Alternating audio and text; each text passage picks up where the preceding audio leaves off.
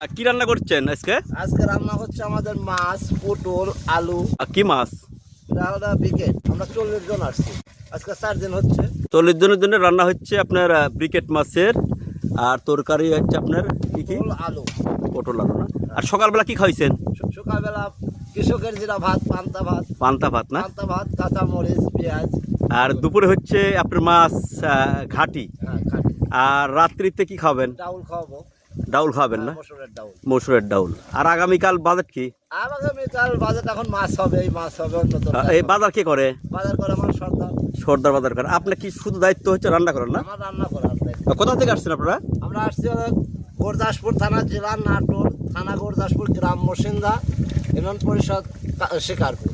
বছর আছে আজকে 4 দিন। 4 দিন হচ্ছে। আর বিগত কয়েক বছর ধরে আসছেন? আজকে মোটামুটি 32 বছর। এই 32 বছর ধরে এখানে আসেন। হ্যাঁ, এখানে। আপনার কাজ হচ্ছে সকালে ঘুম থেকে উঠে হাঁড়ি পাতিল সব রেডি করবো, ওরা আসবে, ওরা থেকে খাওয়া যাবে।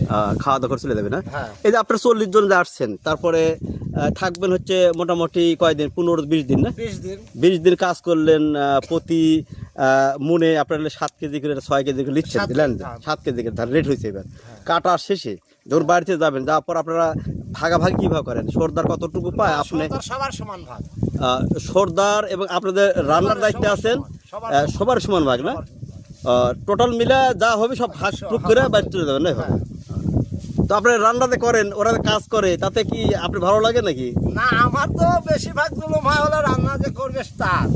কি কি জুলুম হয়?